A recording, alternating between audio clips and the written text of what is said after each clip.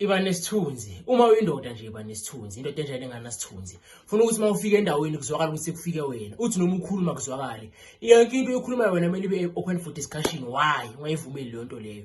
Akumelanga ukuthi yonke into ngawe uma ukhuluma ibe debate. Kumele nje ukhulume kanye abantu bakuzwe. Ukhafuna amagama nesilo, ukhafuna amagama nesiqi. Ukhulume kanye abantu bayenze into loyishoyo. Especially mangabe uyi-leader noma uyi-supervisor noma umholi, uyi-boss thizeni emsebenzini, uphethe abantu.